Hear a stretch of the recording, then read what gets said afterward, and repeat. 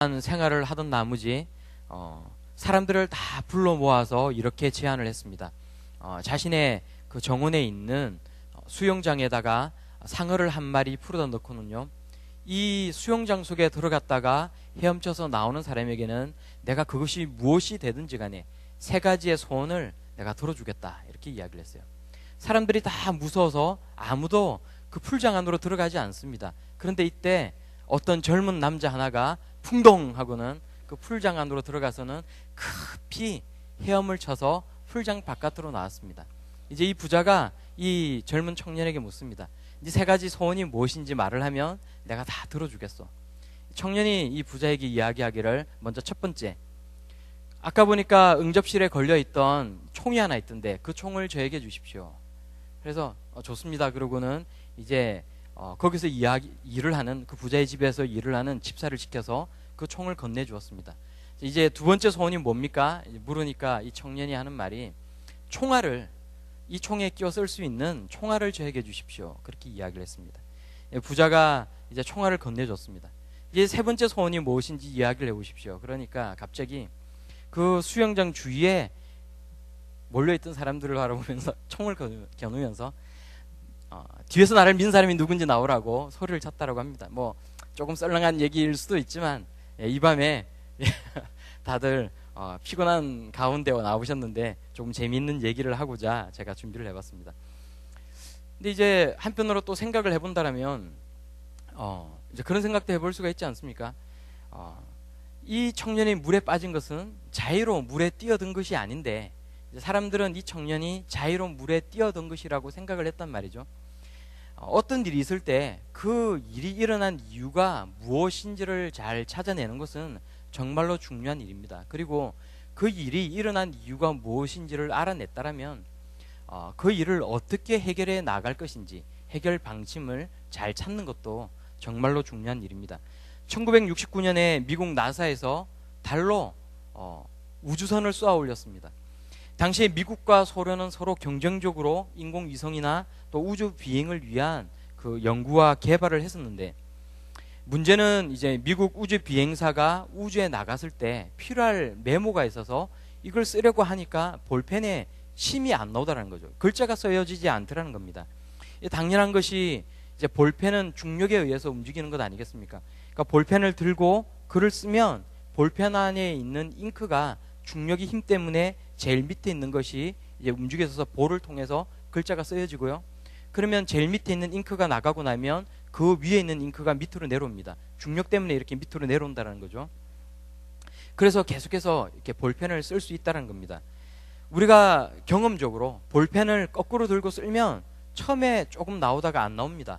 왜냐하면 중력 때문에 잉크가 뒤쪽으로 쏠려가지고 볼펜 심을 통해서 이렇게 글자가 안 써여진다는 거죠.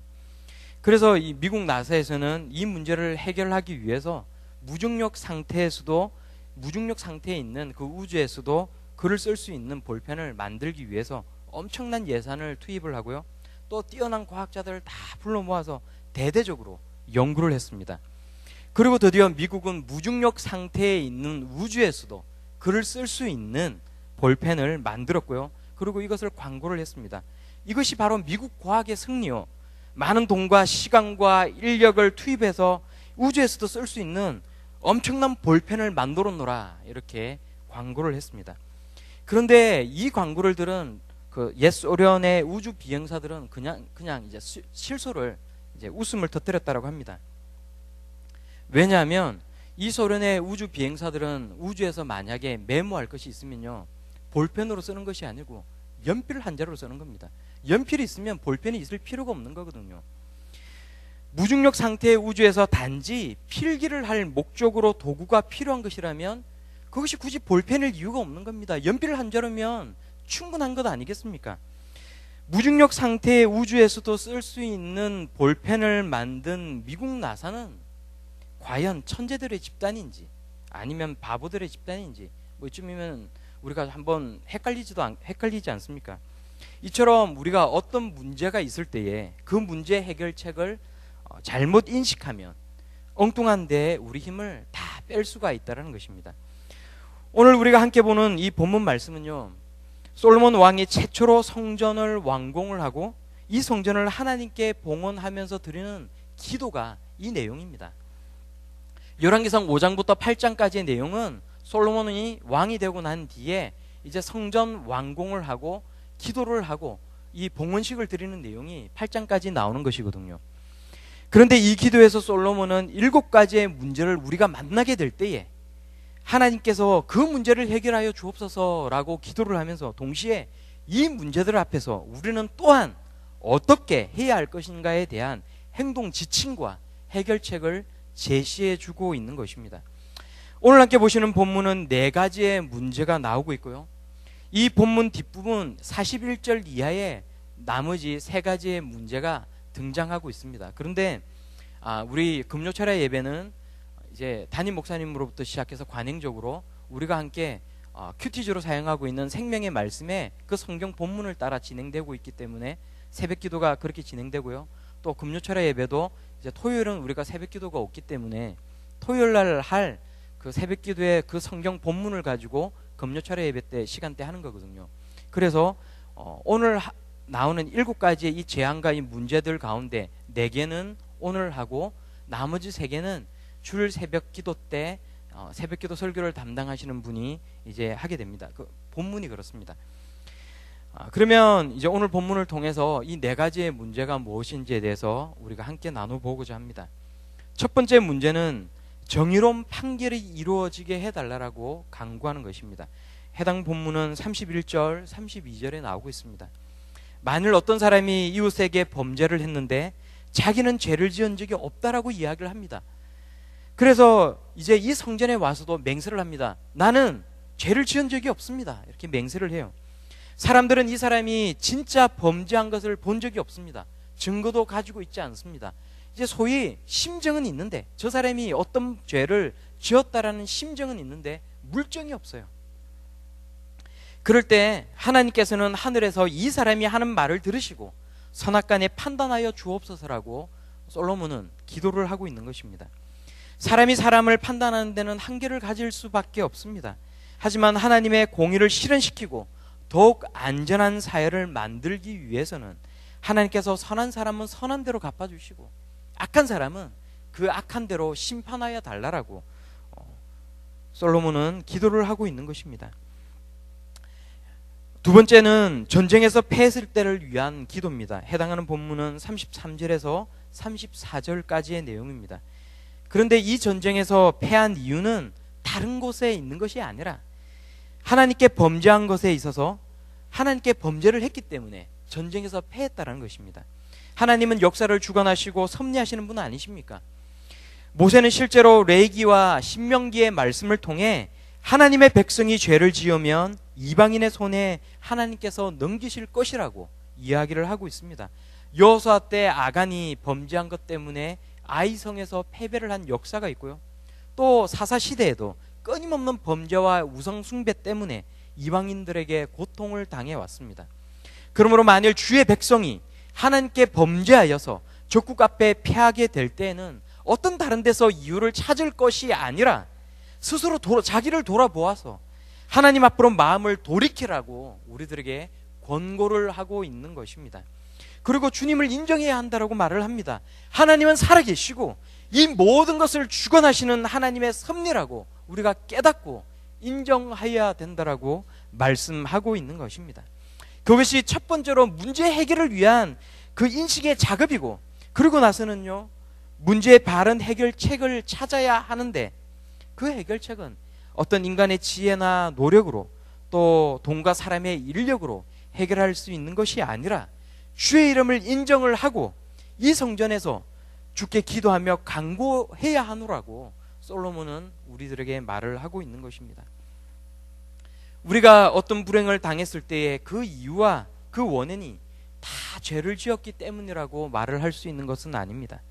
우리 예수님도 결코 그렇게 말씀하시지는 않으셨습니다. 하지만 솔로몬은 하나님과의 관계에서 문제가 있는 것이 확실하다라면 회개하고 주께 기도하라. 그러면 주는 하늘에서 들으시고 주의 백성들의 죄를 용서하시고 회복시켜 주신다라고 말씀하고 있는 것입니다. 이것은 단순히 솔로몬의 기도의 내용만이 아니라 하나님께로부터 받은 그 지혜와 성경의 가르침대로 이스라엘 백성들을 위해 솔로몬은 지금 간구하고 있는 것입니다. 그러므로 회개해서 하나님께로 우리가 돌아가면 하나님께서도 우리에게로 돌아오십니다. 회개가 있어야 회복의 은혜와 그 역사가 있는 줄로 믿습니다. 세 번째는요, 경제적인 부분에 관해 이야기를 합니다. 가뭄이 들었을 때 그때를 위한 간구입니다. 해당 본문은 35절에서 36절까지의 말씀입니다. 이 경우에도 가뭄이 든 이유는 주의 백성이 하나님께 범죄하였을 때의 그 경우에 관해 이야기를 하고 있습니다. 모든 가뭄의 원인이 이스라엘 사람들의 범죄의 그 결과일 것이라고 이야기를 하는 것이 아니라 하나님의 백성이 범죄함으로써 그 징계로서 가뭄이 든 경우를 지금 예로 들고 있는 것입니다. 하나님의 백성들은 하나님을 경배하고 하나님과 교제를 나누기 위해 그렇게 살아가도록 하나님께 부르심을 받았습니다. 그런데 주의 백성들이 하나님보다는 다른 것에 더 관심이 있고 극기와 세상 일로 인해서 마음이 하나님으로부터 떠나는 때가 있습니다. 직장 문제로 교회를 나오지 않습니다. 사람 문제로 하나님한테는 관심이 없습니다. 세상 일에 분주하고 세상 일에서 헤어나오지 못하고 있는 그런 사람이 우리 가운데 있습니다. 엄밀히 세상 일과 하나님의 일을 구분할 수는 없고 성도의 모든 일은 다 하나님의 일이라고 우리가 고백하며 살아가지만 우리의 중심이 하나님에서 떠난다라면 그것이 무슨 일이 되었든지 간에 그 일은 다 세상 일이 되고 마는 것입니다. 이것이 성경의 가르침이 아닙니까? 하나님의 말씀을 따라 살아가지 않습니다. 범죄를 하고도 돌이키지 않습니다. 그래서 하나님께서는 하늘 문을 닫으시고 비를 내리지 않습니다. 벌을 받아서 곡식이 자라나지 않고요, 땅이 가시던 불과 엉겅퀴를 냅니다. 경제적인 손실을 입고 타격을 받습니다. 이렇게 하나님께서 우리에게 벌을 주실 때 솔로몬은 이렇게 하라라고 말을 하고 있습니다. 그것은 주의 이름이 있는 성전을 향해 기도하고 주의 이름을 찬양하고 회개하여서 죄에서 떠나라라는 것입니다. 그래야면 주는 하늘에서 들으시고 죄를 용서하여 주시고 비를 내려 주실 것이다 라고 말씀하는 것입니다. 그런데 솔로몬은 여기서 덧붙여서 마땅히 행할 선한 길을 가르쳐 달라라고, 이 백성에게 마땅히 행할 선한 길을 가르쳐 달라라고 하나님께 또 간구를 합니다. 하나님의 백성이 하나님의 백성으로 살려고 노력하기를 포기하고 난 그냥 내가 이렇게 살아가겠노라 라고 이야기를 할 때, 그런 생각으로 굳어졌을 때에 하나님의 징계가 임합니다. 하나님 앞에 겸손하기를 포기하고 교만이 이 마음 가운데 넘쳤을 때에 하나님의 징계가 반드시 임합니다. 하나님의 자녀이기 때문에 그렇습니다. 그리고 징계가 임하는 것이 오히려 복이라고 성경은 이야기를 합니다. 레위기 26장 19절에서 20절까지의 말씀은 하나님께서 날씨를 통해 내리실 징계에 대해 이렇게 기록을 합니다. 제가 이것을 세번역 성경으로 찾아왔는데요, 이렇게 말씀합니다. 너희의 하늘을 쇠처럼, 너희의 땅을 노쇠처럼 단단하게 만들겠다. 그러면 너희가 아무리 힘을 써도 너희의 땅은 소출을 내지 못할 것이며 땅에 심은 나무도 열매를 맺지 못할 것이다. 하늘이 쇠처럼 되어서 비가 내리지 않습니다. 땅이 노쇠처럼 단단하게 되어서 모든 작물이 자라지 못하고 다 말라 죽어버립니다. 소출도 없고 열매도 없는 경제적인 타격을 받습니다. 그런데 이럴 때 하나님의 자녀는 그 마음 가운데에 죄와 하나님께서 주시는 그 징계의 관계를 통해 올바로 행하는 길, 바르게 사는 것이 무엇인지 배울 수 있고 깨달을 수가 있다라고 말하고 있는 것입니다. 그리고 회개와 기도를 통해 은혜의 비를 경험하게 되는 것입니다. 성도 여러분, 은혜의 비를 다 경험할 수 있기를 바랍니다. 은혜의 비가 저와 여러분의 마음과 생업과 가정에 촉촉히 내릴 수 있기를 우리 주님의 이름으로 축원합니다. 네 번째는 땅이 임하는 여러 가지 재앙과 질병과 적국의 침입이 있을 때를 위한 간구의 내용입니다. 본문 말씀은 37절에서 40절까지의 말씀입니다. 우리에게 재앙은 정말 너무나도 다양한 형식과 모양으로 나타납니다. 기근이 있습니다. 전염병이 돕니다. 메뚜기 떼가 놀려와서 심각한 식량난을 일으킵니다. 적국이 쳐들어와서 성읍을 에워쌉니다. 그 외에도 어떤 재앙이나 질병이 우리를 힘들게 만들지 모릅니다. 이럴 때 하나님의 사람들은 이 문제가 혹시 하나님께 범죄함으로 임한 것은 아닌지 생각하고 깨달아야 한다는 것입니다. 그리고 성전을 향해 기도해야 하는 것입니다. 그러면 주는 하늘에서 들으시고 죄를 용서하시되 각 사람의 마음을 아심으로 그 사람이 정말 회개하고 하나님께로 마음을 돌이켰는지 보시고 각 사람에 따라 갚아주신다라고 말씀을 하고 있는 것입니다. 진정으로 회개하고 돌이키는 사람에게는 회복이 있습니다. 그 마음에 진정한 회개가 없고 여전히 죄 가운데서 자기를 정당화시키거나 벗어나지를 않는 사람, 이런 사람도 있습니다. 그럴 때 사람의 중심을 보시는 하나님께서는 그 행실대로 갚으시면 주의 백성들은 주를 경외하는 마음으로 살아갈 수 있을 것이라고 솔로몬은 지금 기도를 하고 있는 것입니다. 솔로몬의 강구에서 회개는 하나님의 임재가 있는 성전을 향해 해야 한다라고 말을 합니다. 그렇지만 그 당시에도 성전에 꼭 갈 필요가 없는 것은 성전은 정말로 하나님께서 사시는 집이 되는 것이 아니라 하나님은 하늘에 계시는데 주의 이름이 성전에 있으므로 우리가 죄를 범하였을 때, 우리가 재앙을 만났을 때에, 우리에게 불행이 닥쳐왔을 때에 우리가 그 성전을 향하여 기도한다면, 하나님의 이름이 있는 그 성전을 향하여 기도한다면 하나님께서는 들어주시고 우리의 문제를 해결해 주실 것이라고, 회복시켜 주실 것이라고 말씀하고 있는 것입니다. 오늘날은 우리가 성전을 향해 기도할 필요가 없습니다. 오늘날은요, 성전이 없습니다. 우리가 어떤 불행을 닥쳤을 때, 불행의 일을 만났을 때, 길가에서, 우리의 집에서, 일터에서 우리 부평 동부교회를 바라보며 기도할 필요는 없습니다. 오늘날은 예수의 이름을 우리 마음 가운데에 하나님께서 새겨주셨기 때문에 그렇습니다. 성령께서 우리와 함께 하십니다. 그러므로 우리는 성전을 향하는 것이 아니라 예수 그리스도의 이름으로 기도하면 이 회복의 은혜를 모두가 다 누릴 수가 있는 것입니다. 38절 상반절에 한 사람이나 혹 주의 온 백성 이스라엘이 다 각각 자기의 마음의 재앙을 깨닫고 라고 합니다. 그러므로 깨닫는 것이 복이고 은혜입니다. 깨닫고 회개하고 하나님을 경외하는 사람은 용서함을 받을 수가 있습니다. 깨닫지 못하는 사람은 재앙에서 벗어나지를 못합니다. 그런데 이보다 더 큰 재앙이 있습니다. 그게 뭔지 아십니까? 우리가 살아가면서 우리가 만나는 여러 가지 불행한 일, 어려운 일들, 이런 것보다 더 큰 재앙이 있습니다. 그것은 우리가 아무렇게나 살아도 우리의 삶 가운데 아무런 재앙이, 아무런 하나님의 징계가 임하지 않는 것, 그것이 가장 큰 재앙인 줄로 믿습니다. 왜냐하면 하나님의 자녀는 하나님께서 사랑하심으로 그 사람이 잘못된 길로 걸어갈 때에 하나님께서 반드시 징계를 주기 때문에 그렇습니다. 내가 아무렇게나 살아도 나의 삶 가운데 아무런 징계가 없는 것, 아무런 재앙을 만나지 않는 것, 그것은 내가 하나님의 자녀가 아니라고 반증해 주는 것입니다. 그러므로 우리가 살아갈 때에, 우리가 재앙을 만날 때, 불행과 불운을 만날 때에 하나님께로 돌이켜 돌아갈 수 있는 하나님의 사람들이 다 될 수 있기를 바랍니다. 어떤 불행을 만날 때에 그것이 아무렇지도 않은 사람은 우리 가운데 아무도 없습니다.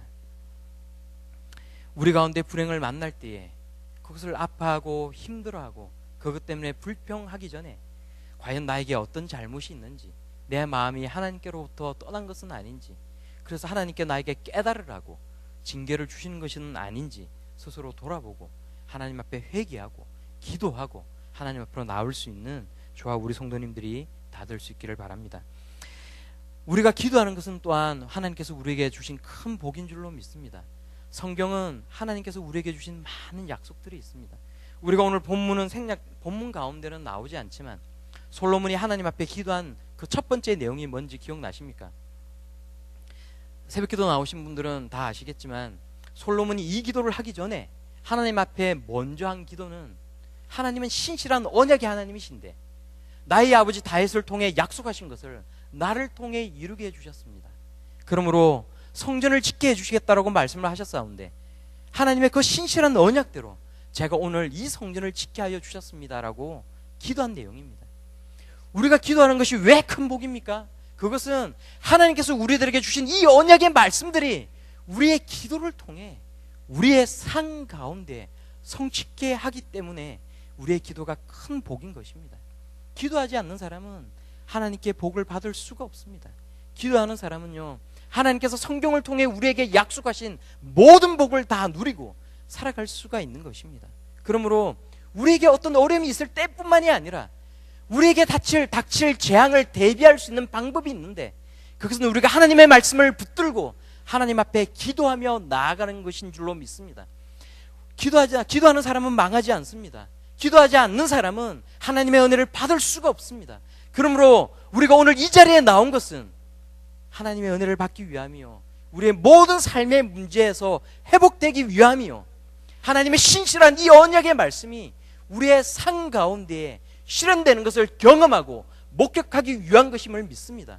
그러므로 오늘 이 자리에 나오신 성도 여러분, 오늘 우리가 이제 함께 기도하면서 나아갈 때에 뜨거운 마음 가운데 이 하나님의 약속의 말씀을 붙들고 오늘 이 신년 2015년 신년 가운데에 여전히 나에게 주신 말씀이 있다라면 그 말씀을 기억하면서 하나님의 그 약속의 말씀이 실현될 수 있도록 도와달라고, 나의 삶 가운데에 닥친 이 불행과 불운과 이 재앙 가운데서 하나님 앞에 회복되게 해달라고 기도하며 나아갈 수 있는 우리 모든 성도님들 다 되실 수 있기를 우리 예수님의 이름으로 축원합니다. 우리 시간 함께 찬양 한 곡 하고 기도하겠습니다. 우리 시간 찬양을 하는데요, 찬송가 445장 태산을 넘어 험곡에 가도 우리 함께 찬양하시겠습니다.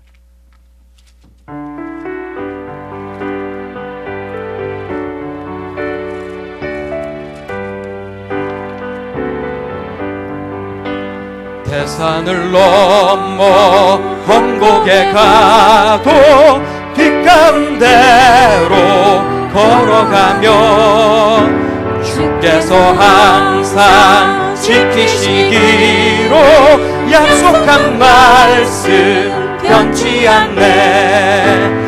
하늘의 영광, 하늘의 영광, 나의 맘속에 차고도 넘쳐 할렐루야를 힘차게 불러 영원히 주를 찬양하리. 캄캄한 밤에 다닐지라도 주께서 나의 길 되시고 나에게 밝은 빛이 되시니 길 잃어버릴 염려 없네. 하늘의 영광, 하늘의 영광, 하늘의 영광, 나의 맘속에 차고도 넘쳐 할렐루야를 힘차게 불러 영원히 주를 찬양하리. 광명한 금이 마음의 바다 찬란한 천국 바라보고 할렐루야를 힘차게 불러 날마다 빛에 걸어가리. 하늘의 영광, 하늘의 영광, 하늘의 영광, 나의 맘속에 차고도 넘쳐 할렐루야를 힘차게 불러 날마다 주를 찬양하리. 아멘. 우리 시간 함께 기도하면서 나아갈 때요, 우리에게 말씀 붙들고 나아갈 수 있기를 원합니다. 하나님, 저희들의 삶 가운데 어려운 문제를 만났을 때